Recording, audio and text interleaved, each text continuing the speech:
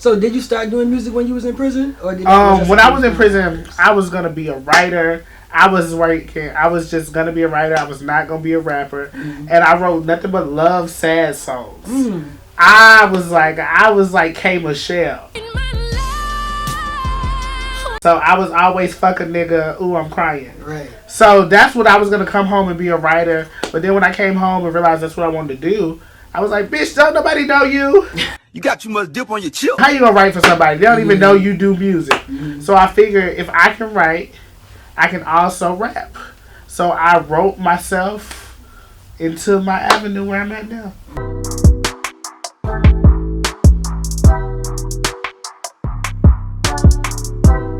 What's up, you guys? It's your boy, Johneri'O Scott, and welcome back to Let's Talk with Johneri'O Scott.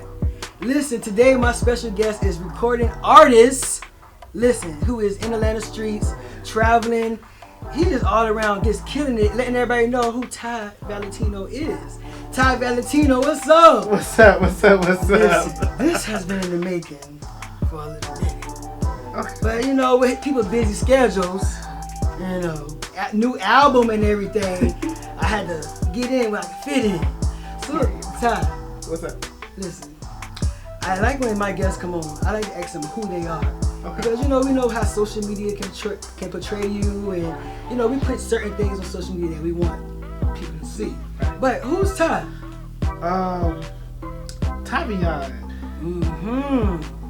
Tavion is literally just a gay black boy from Atlanta. Period. That's really what Tavion is. He embodies that. He owns that. He's that. Period. And the fashions are always on point. That's Ty Valentino, baby. That's all Ty Valentino. So how did you come up with Ty Valentino? Where did that alter ego come from? When I was in prison, I hung with like this group of certain gays, and one of the gays' name was Valentino. And like she was older, she was way older, and she used to always put herself on game, like stuff that was going on. And so she was like, y'all like my kids. So we all was like, whatever, Valentino. So I was like, I wasn't Tavion at the time, I was Ty. So I was like Ty Valentino. And when I came home and started making music, it just stuck. Ty Valentino. You know, I have never known that since knowing you. I just was like, oh, Ty, you know, he just, Valentino, I was thinking about clothes, you know, the brand. I was like, you know, but, yo, that's dope. Yeah. That's dope. And I like how you have always been open, you know, about going to prison, you know, coming back. You know, why are you so open about, you know, what are you going through? Because you can Google it. Read, honey. So I'm gonna get you before you get me. yeah, like it's open records. It ain't so I don't care. When you wrote that first line, that first song, when did you know that, yo, like, this is it? The first song I wrote when I came home for me was Blue Diamond. And Misery, love company, no hope, you can't sit with me. It was just my truth, like Blue Diamond stay shining, baby. And I knew, I was like, oh, I did this. Period. So I knew I had to keep going. Tell me the last song that you hummed or sung. Play Me Again. Okay, go ahead. It's my latest single. It features Kendall Javier, Scooter Santana, and Rebel. I may let her play with me once, but he ain't gonna play me again. And it's amazing. And so yeah, I literally was just listening to it before I came in here. Has it been hard being, you know, a new artist, LGBTQ, and in Atlanta? Has that been like a real hard for you? No, really, it's really easy. And the reason why I say that is it's so many avenues and channels we can take that it's so easy. And if you any good, the people actually want you. They want time. So no, I don't think it's hard at all. I think it's the branching out parts that's hard. Branching from just Atlanta. Right. I guess that goes well with marketing, which you were doing really well with that. You know, I'm like, post again. Okay, we see you. So, being, you know, again, in Atlanta, LGBTQ performer, I saw that you perform. Lately you've been performing a lot. But has it become difficult or more easy when it comes to you performing around mixed crowds or more? Well, crowd? I don't put myself in that type of predicament. So I guess that's funny. Yeah, I don't put myself in those type of predicaments because I always say I make music for the gays and the girls, and so I make music about the nigga. Some of my music is real player, real nigga rich, but I make music for the gays and for the girls. So I really don't even put myself in those type of venues. Your first time being on stage, how was that feeling? Horrible. Really? What? I'll never forget it. I had just dropped my first project, Miseducation of Control. My pops, my gay house dad, he's part of this organization. They put on showcases and stuff for poetry and everything. And he told me he wanted me to come and perform, and I was going to be the feature artist. I was excited because I was like, okay, yes, album dropped. And it was my first performance period was with a live band. A live band, drummer, keyboard, horn. I was like, what the? And I was a stiff mess. I didn't move from the microphone not one time. I'm standing there the whole time just like this. I literally watched back the video, and my outfit wasn't even that cute. So, yeah. So. Well, listen, you got something to showcase. Like, yo, this is when I started. Yeah, that's where I started. That's why I appreciate it because I watch it back. And I'm like, that's hilarious. And where I'm at now, two totally different people. So you started doing music in 2019, 2018? 2018, 2019. And now it's 2022. What would you tell Ty that just started with the music and was still trying to find his way? Keep going. You're going to figure it out. Keep going. Literally, I learned from trial and error. It took me 3 albums to get to where I'm at now. So you got to figure some shit out. You got to figure you out. You have to have the right sound. You have to figure all that shit out. But once it clicks, it's up and stuck. Period. And I like how you said figure some things out because you definitely embodied it. You went from changing your style to being in the studio all the time to even the weight loss. Tell us about that journey. Oh Lord, what's up with everybody in this weight loss thing? Yes, because you not letting it pass us by. So we want to know. Yeah, I feel like you have to pick a struggle. And for me, my 2 struggles that I feel like that was my big faces was my weight and me being gay. I can't change. I'm gay. I'm gay as fuck, and I'm proud of it. So I was like, bitch, you cannot be on these folks' stage in a full face of makeup and some heels, huffing and puffing and breathing like Biggie. That don't work like that. That's not cute. That's not marketable. Keep it cute. Yeah, that's not none of that. So if I'm gonna be realistic with anybody, I'm always gonna be realistic with myself. So that was a big thing. I felt like I needed to look a certain way and be in a certain type of health thing for me to succeed in what I want to do. I can't be huffing and puffing on stage. That ain't cute. Thank you. So you went through your own artist development.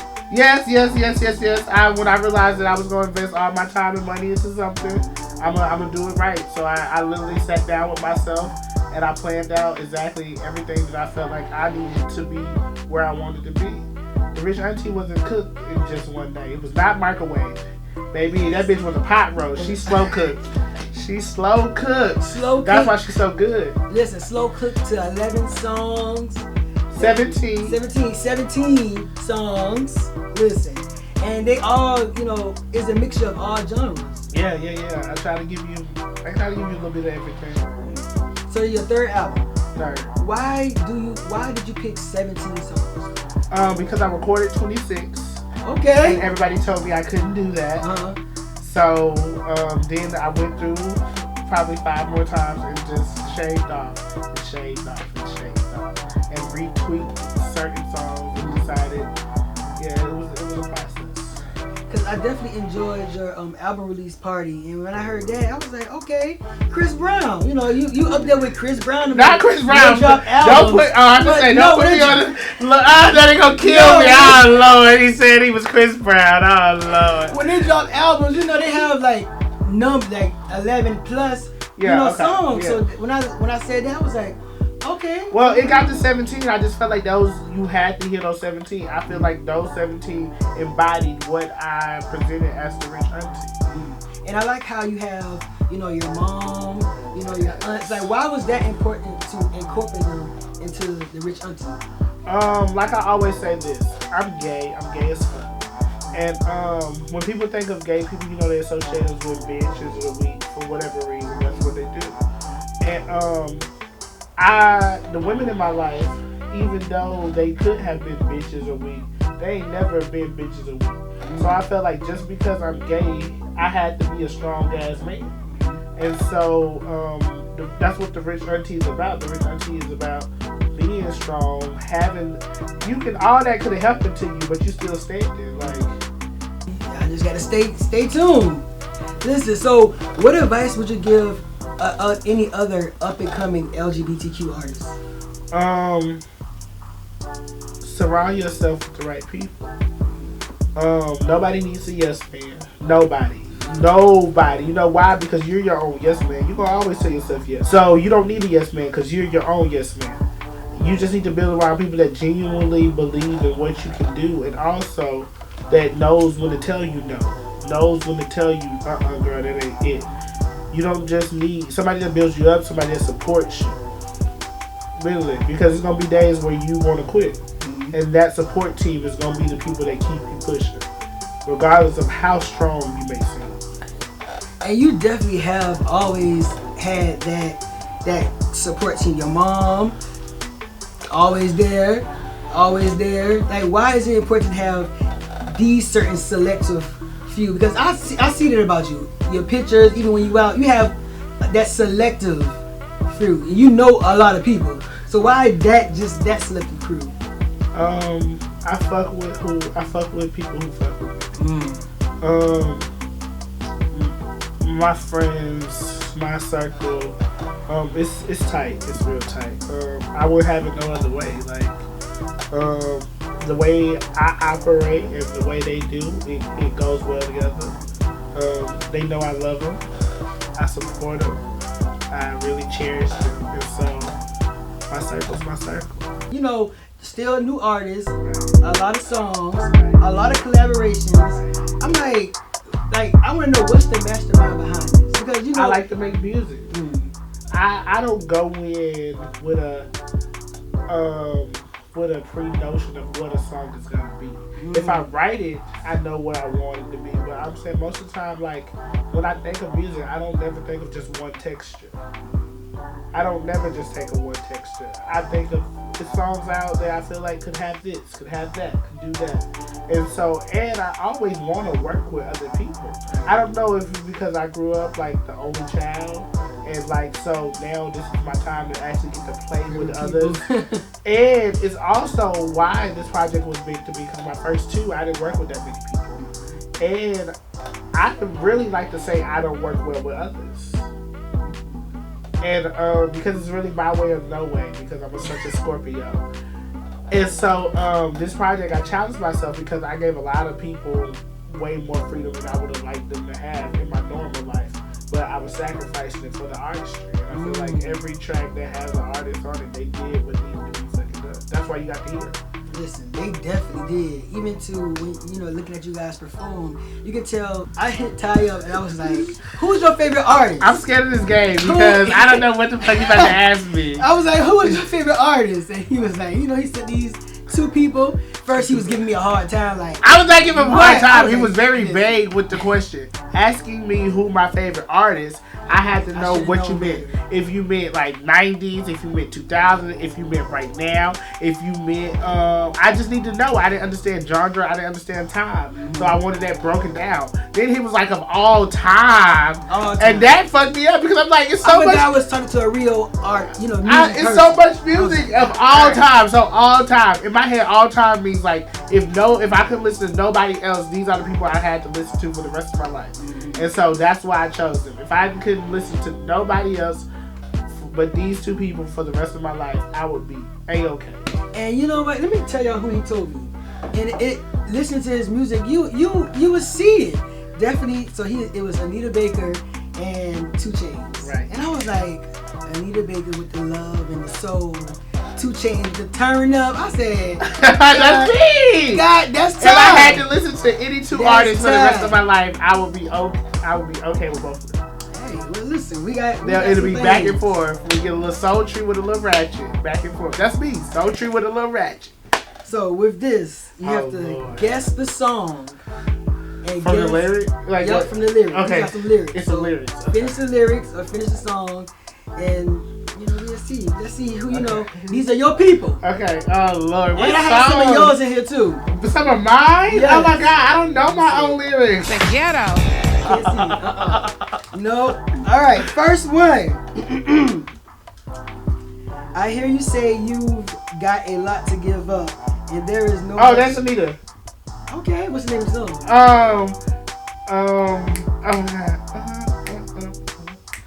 Okay, say it again. I hear you say you've got a lot to give up, and there is no much more this heart of mine can take. If what you On my have wedding ring. I'm giving you the best that I got. Is that right? good love. Oh, see, I was wrong. But I knew it was Anita. You knew I knew it was I Anita. knew it was Anita. Okay, All right. okay. Next one.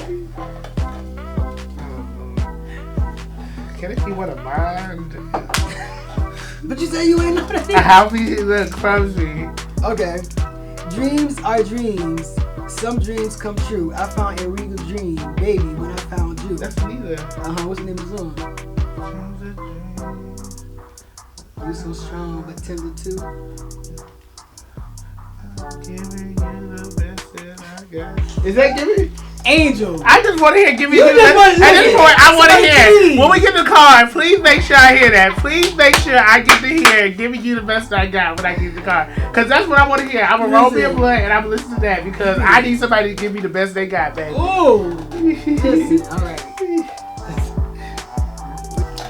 Spending time with you, baby. Call it That's mine. Okay. About you, baby. That's kindness. That's That's So, I had to kindness. get that song because that was one of the songs that I was like, Ty is really being vulnerable. And you don't see that much of him, y'all.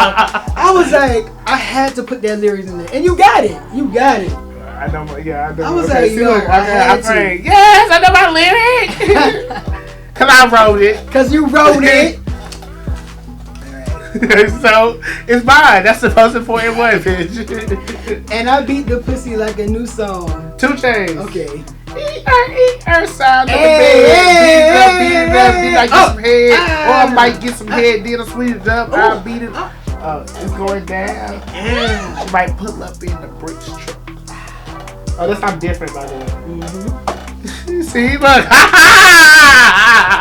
See, Anita's songs sound the same. They flow into each other. That's what's the song. It's so annoying. I put my heart and soul in everything I do. That's me. They loving the track like forbidden fruit. That's Notice Me. Hey. Notice Me. So let's talk about noticing. No. Where was the mindset when you was writing it? What were you going through? I just was like, okay. Literally, I just had this conversation with my videographer this morning. I was telling him that I feel like sometimes I'm 2 people. That's why I say I wanted the world to ever meet Taviana. Like, I have a group of friends that are friends with Taviana. Then I have friends that met Ty Valentino first, and they became friends with Taviana. And I feel like the friends that knew Taviana before Ty Valentino just don't support Ty Valentino. And so that song is basically that. That's why I say I got friends telling me to keep going, Right. but they don't know what lyrics, who really snoring. Gotta focus on my dreams. The mass is growing. Yelling, keep it cute. Listen, and just listening to that song over and over and over, I felt like I was getting to know, both. But then it was like, hold up, I ain't want to give you too much. I ain't want to give you too much. Oh, I gave you enough. Right, and I felt like That's it was what I like feel like that's me. it started from the trap. Now I rap. There we go. The 2 Chainz. Yes. No matter where I'm at, I got crack. crack. I got quinine. Yeah, I got quinine. Yes, we gotta put that on the playlist too. It's dope. You can snout it. 2 Chainz. 2 Chainz is that nigga. Yeah, I don't sleep on 2 Listen, Chainz. you can you see yourself working with 2 Chainz? Yes, like really, it's funny. Okay, so he has a label and everything, I always just say I'm being. First of all, music I'm taking serious as fuck right now. So I am thinking about longevity and other shit that you have to think about when it comes to music. And I'm gonna work with 2 Chainz. That's on my bucket list. Working with 2 Chainz is on my fucking bucket list. Would you sign to a label? Yes, I would if it was made sense. Right, now that's the part. You gotta make. I know what I can do, and I know what I can do by myself. So if I can do with money behind me, it just needs to make sense. Last one. All right. Flip flopping on the verse that I don't know shit. Can't even add it That's up me. on the slow shit. So were you mad with somebody? I don't think I was mad. He was like, "Fuck this nigga." Sugar was okay. Let me tell you a story about Sugar. Sugar was literally recorded right after I released my second album. My second album was funded by a company, and so because it was funded by a company, I felt pressured and rushed, and so miseducation of control. Even though the name was what it was, I felt controlled the whole time I was making it. I had deadlines. I just felt like it was just weird. And then when I submitted music or displayed it, it just wasn't received how I thought it should have been received to the people that was paying for it. But they didn't care because they was getting the product, and so it was just over. So once I put it out, I really didn't promote it that much. I didn't do much with it. It really just sat there. It's a good body of work. Once it was out, I realized that now I was done with them and I could live and make music for me. So I took everything that I learned from first experience, second experience, to realize that I was going to make something, but it was going to be on my own terms and at my own speed. And Sugar was the first song I recorded because it was like a fuck you to just everybody. Like, regardless of who you are, what you're doing, don't sugarcoat shit. Tell me the truth up front.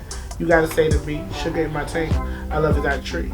It was a diss track to a certain situation where somebody had made a comment one day that said that I was stingy with my weed.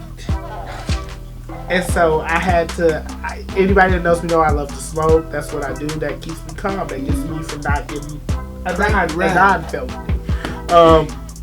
But it was funny to me because anybody that knows me knows, if I roll a blunt, you can always hit it. I ain't never gonna tell you no. I want the world to be hot. So it was funny to me when somebody said I was being stingy with my weed.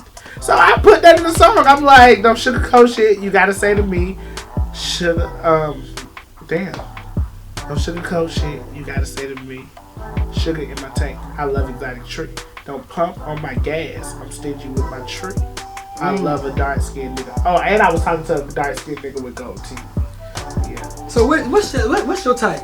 I don't have one. So you don't have a type? Real. Just be real. I like real. You don't gotta lie, Craig. You don't never have to lie to vibe with me. I'm always ready for a vibe. I literally take care of myself. Like, I don't be needing all that other shit. I know Auntie always say get a check from a nigga, but if you give him your time, you deserve something, girl. Really, from a nigga, I want a vibe, like, and I don't want no lies, like, cause you don't gotta lie to me. I can deal with the truth way better than I can deal with a lie. Are any of the songs, cause I'm sure as an artist and, making music, you was like, alright, so this song is gonna, overplay or more play any other song. What song was that for you? Well, at first, Keep It Cute was the hottest thing since motherfucking Grits. Keep it cute. Hey, keep it cute. But funny thing is, Play Me Again and Notice Me are some of my biggest tracks. Play Me Again, it feels like took a long time for it to become what it was today. And Notice Me, when I wrote Notice Me, I was literally just putting my feelings on the track. Every time I thought about all 17 tracks, Notice Me was never in the top of what I thought the people was gonna love. Notice Me was really my feelings. I literally just put my heart on the track. Talking about my grandma, talking about these hoes. I didn't think this was gonna be something that the people just love. And it's funny because I'm like, I fucking did that. Like, I did that. I did that not even knowing I was doing that. So what do you think I can do when I think about it? Ooh, everything. Period. What are these visuals at? They're coming. I'm gonna be dropping a visual every month for the rest of 2022. Okay, all right. Do you have like? Are they gonna be based off how the album is? No, how I feel. Like everything else I do. I'm a Scorpio. We move off of feelings, baby. All right. So listen, we definitely can expect that.